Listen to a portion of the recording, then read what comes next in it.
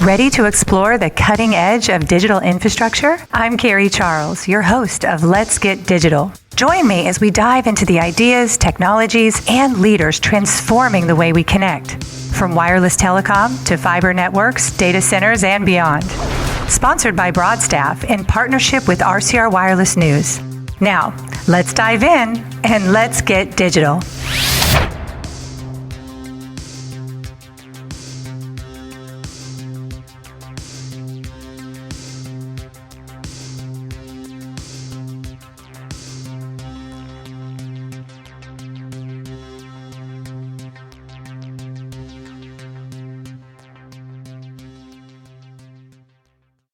Welcome to Let's Get Digital. I'm Carrie Charles, your host. And I have with me today a gentleman that I met at, I believe it was Data Cloud, the event a few weeks ago, and just super impressed with him, his company. Also, he's an ex-Googler, which we'll hear about that and what that means. But today with me is Bryant Tam. He is the Vice President of Hanwha Data Centers. Bryant, thank you for coming on the show so soon. Yes, absolutely. Thanks so much, Carrie, for having me. I'm super excited. Loved your energy at the show, and I know we're running around a mile a minute, but I'm happy to be here and happy to spend some time with you. So are you called an ex-Googler, or what are you called when you leave Google? Yeah. So as you know, us Google employees are called Googlers, and then once we leave the company, we are given an endearing name called Zooglers. So it's like an X instead of the G. So really strong community, actually, Zooglers out there. And so, yeah, so technically and formally, I'm a Zoogler. I love it. It's kind of like once a Marine, always a Marine. I was in the Marine Corps. So it's like you just transfer to another name. Right. No, that is awesome. Bryant, let's talk about where you came from. And you've had a very interesting, journey to get you where you are today to this seat. So let's go. I'm excited. Yeah. Absolutely. So, I always kind of mock on LinkedIn, there's a lot of folks that put like X Google. I do it too. X Google, X this, X that. So I have on my headline, I'm an ex Jamba Juicer. And so my first job in high school was actually Jamba Juice. And I would make smoothies for everybody. And it's really where I learned customer service, right? And I think every kid, every person should do something in retail or restaurant business. I think you learn so much from that kind of a job. And so, but after college, I thought I wanted to be a management consultant. I wanted to travel the world and all that. That didn't really pan out the way I thought it was going to be. It was a lot of boring travel to very boring places. And yeah, it just wasn't a fit, but you don't know until you really get into it. And so I jumped over to SoCal Edison, right? And that's kind of my first foray into energy, working at the utility. I spent 6-7 years there, had some of the most epic jobs there. My favorite one, aside from building substations and power lines, was I was a operations supervisor for one of the districts. And so those are literally the crews that go out and climb the wood poles or store power in an outage. And so I was overseeing the Whittier district, and it was 6 major LA cities. And, you'd get calls in the middle of the night, and it was so rewarding to be able to turn the power back on, right? Air conditioning and often sometimes medical systems for, people in need. And it was a great job. It was my first time managing union employees. So that's probably a whole separate topic on its own. But I got a lot of great experience there. I met a lot of great people, but ultimately wanted to do more, wanted to do something a little more fast paced. I went to a startup, worked a year there, and it felt like 10 because it's a startup and you were doing everything, right? So I was ordering snacks for my warehouse workers to, figuring out the strategy for, the next 2 to 3 years. And so it was so much fun, but ultimately it was also, 80, 90-hour weeks, 7 days a week. So probably not really conducive to starting a family. So I ended up, finding my way to Google. Google called me and they said, hey, would you want to come up to Mountain View and do this job? And actually it wasn't in data center. It was customer operations. And what they were doing was, it was called Google Express. It was a new product idea they had. And to put it in the best way, it was Instacart before Instacart. So they would actually have people go shop for you and then send it. But it wasn't really scalable, and Google didn't really quite execute that idea perfectly. Instacart clearly did. And so I tried it because I was like, look, it's Google. I'll do whatever you want. You can, I'll wipe the tables, I'll take out the trash. Like as long as I can be at Google, that'd be awesome. So I spent about a year in that role. And then, when I knew that that product wasn't really going to make it, I was like, well, before I leave Google, let's figure out like, what did I really have a passion about again? And it was construction. It was being out in the field and building stuff. And so I remember one night on my sofa and I was on our internal job board and I typed in construction, just the word construction, just to see what did Google do in construction. And all these data center roles started popping up. And I was like, data centers? Like Google builds their own data centers? Like they're a tech company. Why would they build their own data centers? Like why don't they just pay someone to do it for them? And one thing led to another. And then I spent 7 years in that organization doing site acquisition, site development, power supply. We were rezoning properties. I was getting to fly all across the country. And I just fell in love with all of it, right? The role, which is I think is an appropriately titled role, was a strategic negotiator at Google. It wasn't like, yeah, it is. And people thought like, oh, what are you like some FBI negotiator for Google? I'm like, no, like everything that we do in the data center industry is all a negotiation. I'm negotiating for land. I'm negotiating for power. I'm negotiating for water. So I felt like it was appropriate, and I love negotiating, right? Like I love when my friends want to go buy a car, they hate it. They hate going to the car dealership. I'm like, please bring me. I will negotiate them and I will whittle them down to the last dollar. I'll get you the floor mats, the air freshener. So I honestly love it. And so I spent 7 years there, loved it. And ultimately it was like, let's see what else is out there, right? I enjoyed my time there, but I felt like there was something else going. The industry was growing so much. I've had a lot of opportunities to take different ones along the way, but I love the people I worked with at Google. I love my manager, and it made it such a fun place to work. And when Hanwha reached out, they said, hey, we have this idea. We want to use the Hanwha brand and start building data centers, energy campuses across the country. Will you help us lead it? And I've had opportunities like this before, and I said, what makes you different? Like, there's a ton of folks out there that are trying to do the same thing. And so I know we'll dive into it, but Hanwha, with the backing of the company, its international presence, I felt like was the way to make the jump. And so I've been here for about a year. We have a full-blown team here, and we're doing some amazing things, and I'm super excited and no regrets. I absolutely miss all of my old colleagues at Google, but this has been such an amazing journey so far. Well, let's talk about Hanwha data centers now. You definitely made a splash at Data Cloud. And thank you for the coffee, by the way. That was a good. Thank you for all the coffee and the green tea and the matcha. And I think I went over my budget. Tell us about Hanwha. Yeah. So Hanwha is a company founded in 1952. So interesting fact, it was actually in fireworks and explosives. And so over the past 70 years, they've gone into energy, aerospace, finance, advanced materials. They have over at least 50 to 75 different affiliate companies. Some are much more well-known than others. For example, Q-Cells. So Hanwha owns Q-Cells, which is the largest manufacturer of solar panels and modules. We have multiple factories in the state of Georgia producing those domestically here in the U.S. Very proud of that. And proved to be very strategic when the tariffs rolled out. And other areas that we're in, Hanwha Energy, which Hanwha Data Center sits under. We do things like LNG, obviously solar, hydrogen, battery storage. And so Hanwha Data Center sits under Hanwha Energy and is out there acquiring land and developing it. Other interesting companies that I'm learning about is like PSM. PSM is company that we own that actually retrofits and refurbishes natural gas turbines, which in this day and age now in the data center, natural gas turbines are tough to come by.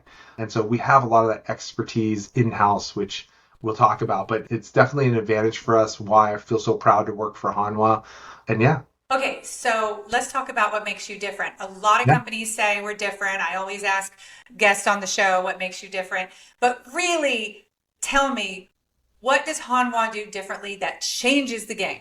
Yeah, absolutely. So to your point, I have an anecdote, right? Like it's so easy to get in this data center world, right? This as a data center developer, right? I think it costs maybe in the state of California, $800 to create an LLC. and then you just rent a WeWork and you essentially have a data center company, right? And then so the barrier to entry is very low, and so it's very hard to differentiate yourself from the like mom and pop developers versus an actual data center developer. A lot of companies have money, and a lot of people have huge teams. They tout hundreds of thousands of folks across the country, and we're a huge data center developer. But honestly, I feel like that's part of our advantage. So yes, Hanwha has money, right? And we actually don't, our data center team, proud to say we're 10 strong, right? And I don't want hundreds of people, at least not today and not probably in the near term. What advantage we have is that we can make decisions super quick. I've been in the belly of the beast of these massive companies, hyperscalers, and have a lot of friends in data center development shops. It's analysis paralysis. There's so many layers to go through, and you can't make a decision quick enough. And this industry favors speed, right? Everyone's telling you, how can I get more power? How can I get power sooner? Can I get it tomorrow? Can I get it next week? So that is a huge advantage for us. The other advantage that really changes the game is that Hanwha is an energy first company, right? And that's the motto, right? Land is so easy to find nowadays, right? It's land, it's cheap, it's plentiful, it's just power, right? If there's power, that's what makes the land valuable. So knowing that most hyperscalers are thinking of power first, we are also in that same kind of mantra. And because Hanwha Energy has all those companies that I mentioned earlier at our fingertips, while our team is 10, the backing that I have at my fingertips is hundreds, if not thousands, and hundreds of years of experience building natural gas plants, building solar fields with BESS, doing hydrogen. We have owned one of the biggest fuel cell deployments, which is still being tested here in the States. We own and operate one of the biggest ones in Seoul. So the innovation is there, the engineering, the technical expertise is all there in that backing. And so what we do is we genuinely provide the best complement mix of energy solutions, not only for the customer, but also for where we are in the country, right? It doesn't make sense to go to California and try to do a natural gas plant. But in Texas, yeah, it does, right? Because gas is cheap there, right? And the land is relatively cheap, and the regulatory environment favors that. So we put that kind of strategic thought in that, knowing what our hyperscalers want. My team is full of ex-hyperscalers, so we know exactly. We've been in in all these companies that we're talking to. So we go, yeah, we know that you do things this way and not that way. So that's why this site we feel is a great fit for your company. Okay, you win. You are different. I get it. First of all, let me say I wish I had $1 for every time I heard the word hyperscaler. Mm-hmm. And, there's so much hype filling our industry now in the data center world. And, you've been on both sides of the table, Yep. right? So you've been on the hyperscaler side. Now you're on the data center side here. And what's real? What's noise? Let's dissect it. Yeah. So one thing I always say, if you're in the data center industry and you follow enough folks, you scroll through your LinkedIn feed, there's a ton of announcements, right? Blah, blah, blah. And I almost have a formula for it, blank announces a blank gigawatt site in blank state, estimated to spend blank billions of dollars. And then there's an AI photo of a data center campus. Very clearly AI photo of a data center, spanning thousands of acres. And I always tell people that costs $0 to make and, 5 minutes to create and post. And so you have to sift through that noise. Some is real, right? Like Oracle spending real money, the hyperscaler spending real money. But even then, they're allocating money, right? They haven't actually spent it. The money has not gone out the bank. So you have to be able to filter through that. I think there's a lot of noise there. A lot. There's a lot of deals being made for sure. But if you just skim through that, you say, wow, hyperscalers are buying everything. And these developers are snatching like 10, 15 deals and making billions and billions of dollars. So people think that there's so much money in this to be made that if I have a plot of land and I have a power line running over it or across it, I can make millions of dollars too. And so I think that's a noise. I think that's a misconception.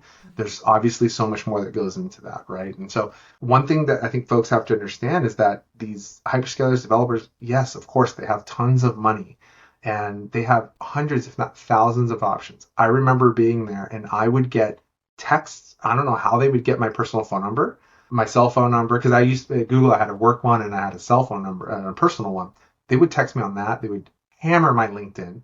They'd follow me literally to conference bathrooms to pitch me It sites. wasn't me. I promise it wasn't Not, me. definitely not Carrie. She was very polite and professional. But I've had that. I've had somebody like they saw me. I saw them and I was like, I don't know this person.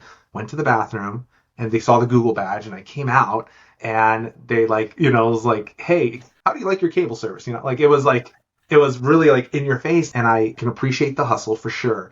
But I'm just telling that story because it's like hyperscalers have no shortage of choices of land and power options. So as someone been on the other side, how do I sift through that noise?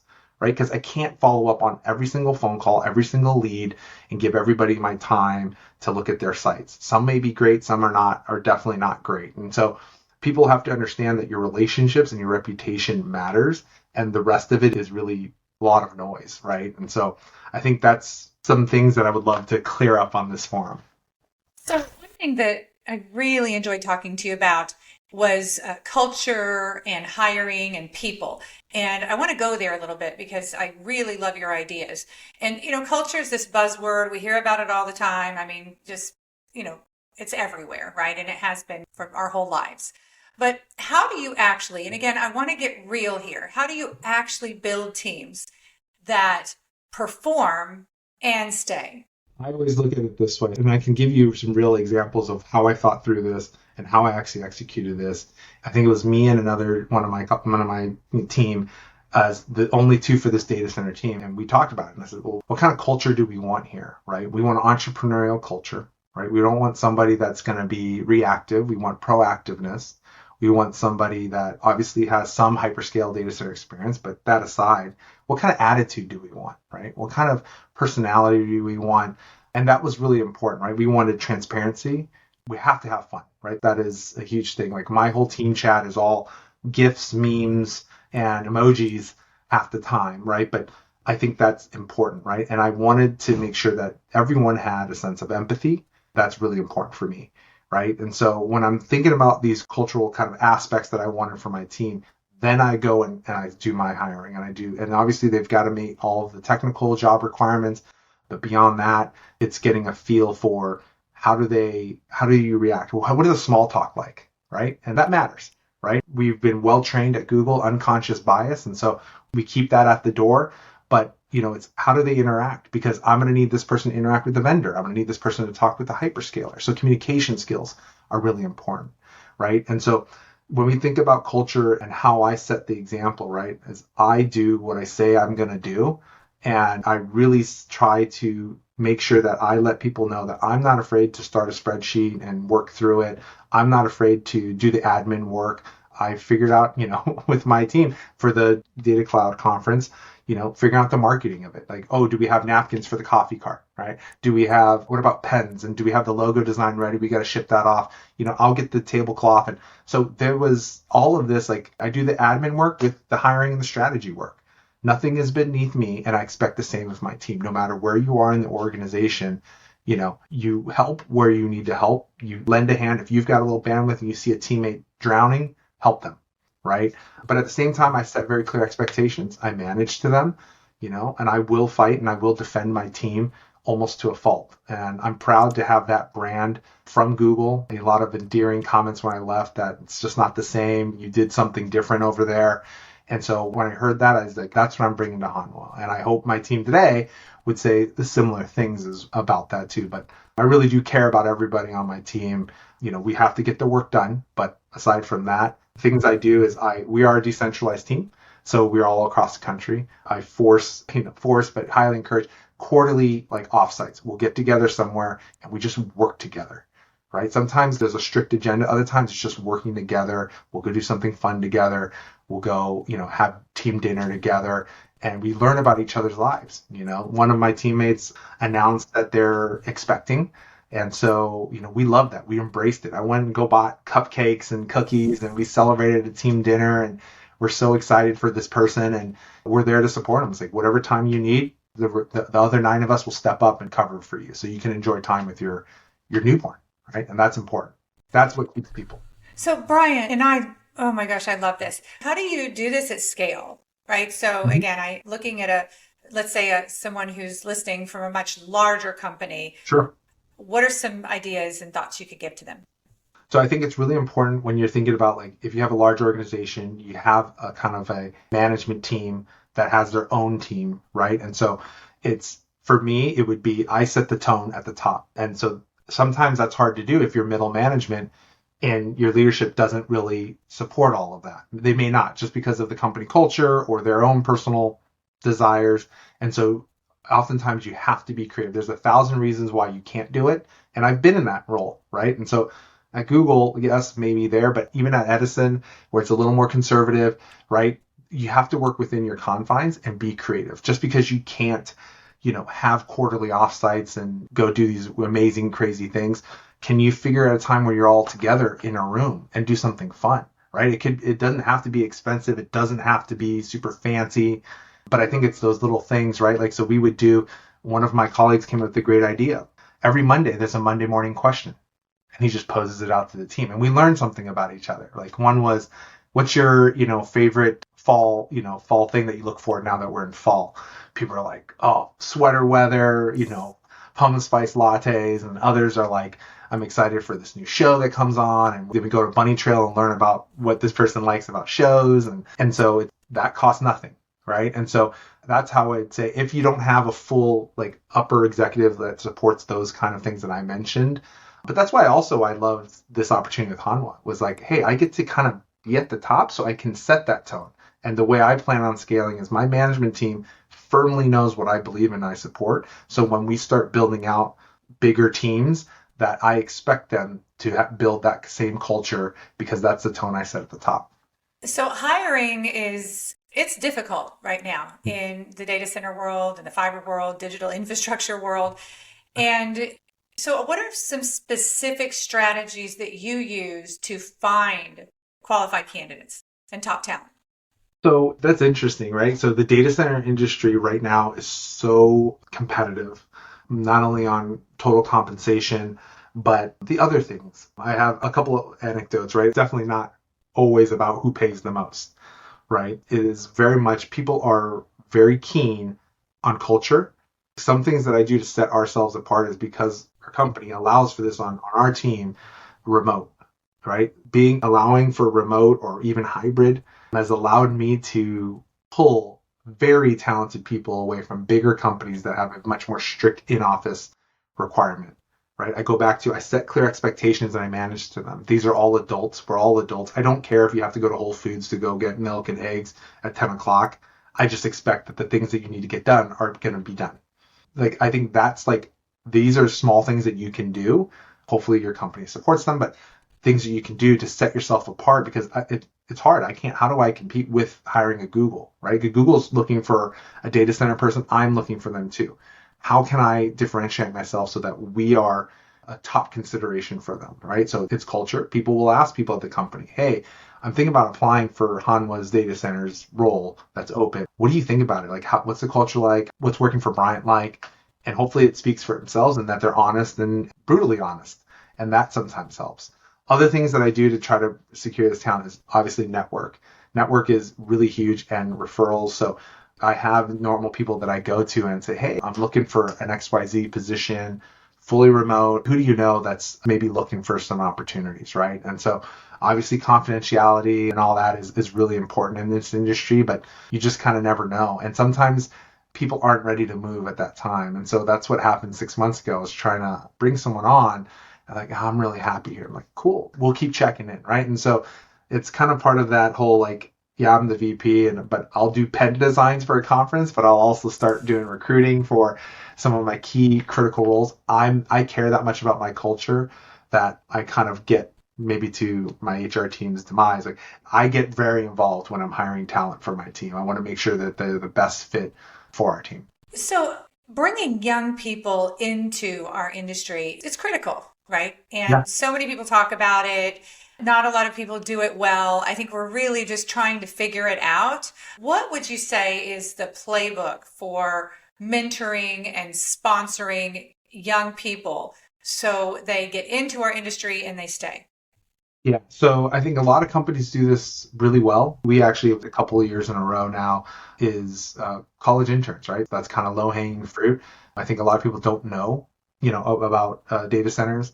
And so I try to find avenues and try to really poach or at least talk to certain interns. So like I'll go to colleges and I'll talk to their energy club, right? Or a lot of places have a real estate club. So shameless plug, Keenan Flagler Business School, they have a great real estate club. They have a great energy club. And I'm often in contact with them to, if there's any opportunities for me to go speak, be a guest speaker, share more about the industry. A lot of them don't know about it or they don't know what's behind it, right? And so my undergraduate alma mater, UC Irvine, I've done a lot of like undergraduate business association or something. They'll ask, hey, do you want to do like a panel?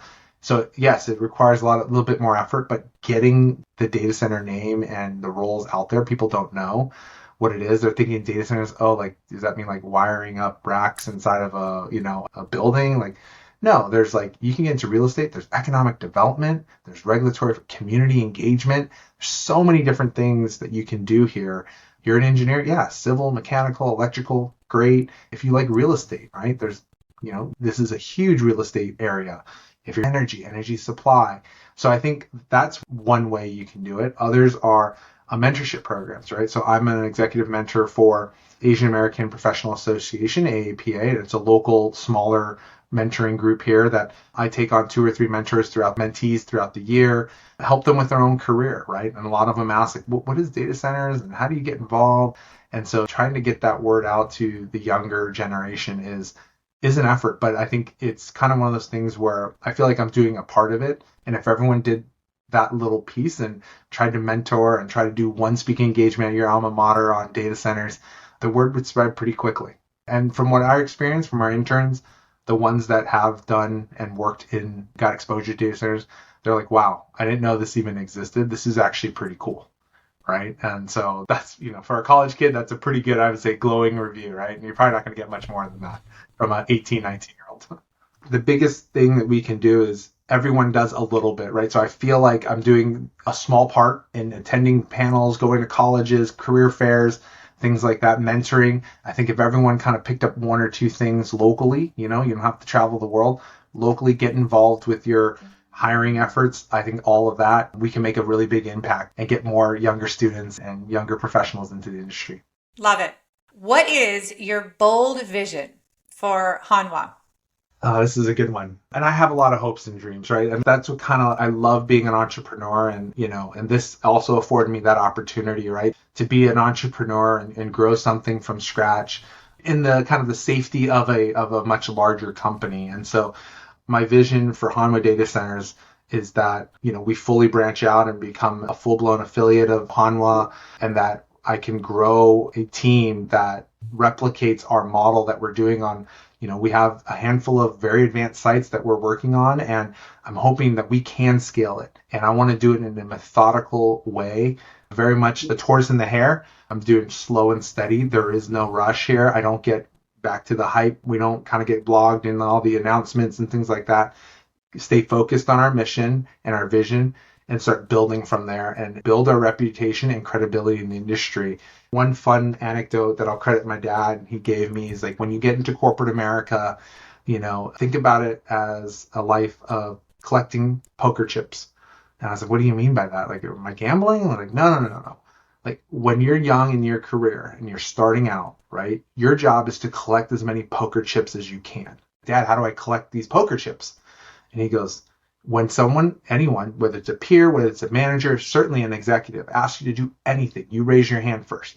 You raise your hand first, and yes, and you do it. And you do it really well, right? Because you don't also want to do a crappy job. You want to do a good job. You get 1 poker chip, okay? And you do that. And you collect as many poker chips. Help a colleague out. You get a poker chip. Because you know what? They remembered they had to give you a poker chip. They gave you a poker chip from up, left, right, and around. And so now when you build your career, you have a pot of poker chips. Now, when you ask for a favor, you have poker chips assigned. So you can go back to that executive. But guess what? When you need a favor from that executive and you have to cash in your poker chips, it's 5 poker chips. So you work really hard to get that credibility and that trust. And so you can cash it in, but it costs a lot. And so that was an analogy that always stuck with me. I tell all my young mentees to have that right mentality when you come in. Don't come in entitled. Don't expect you're going to be promoted to VP tomorrow. Collect your poker chips. That brand will carry you far in your career. Brilliant advice. Every single person who's listening to this show right now, please share that with your kids' friends, with young people in the industry. Yeah. Perfect. So how will the industry look different? The data center industry look different in 5 years? I think this is going to be an upward trajectory. So I only think that the demand for power is going to increase. And while I don't think the slope of that line will be quite as steep as maybe people think that it is, I still think it's going to be up and to the right. And so that's what I tell our team is like, we're not going to start doing some crazy things to kind of address the peak or what we think may be the peak. Part of that reason is a lot of the hyperscalers, everybody, we're all guesstimating. They have very smart people doing it. I'll give them that. But they're all guesstimating at how high this peak is going to be. But nobody knows because nobody knows how far AI is going to go. But I do know we're in the very early stages of it. So I do foresee the industry continuing to grow up and to the right. I think Hanwha is positioned extremely well to be, at the forefront of that growth. I also think that, unfortunately, we're probably going to see a lot of the speculators fall out, right? And what I mean by that is the 3 people in a WeWork, those will probably go away. The ones that's like, hey, I do commercial real estate and I have a few warehouses, I want to get into data centers, I think those will go away. I think the folks that were trying to play off the natural gas and say, I've got 500 acres and I can build you a nat gas plant, I think those will go away as well. Probably a hot take from that standpoint, but I do think that some of that industry will thin out, which I think will be good. It'll ease up the utility queues.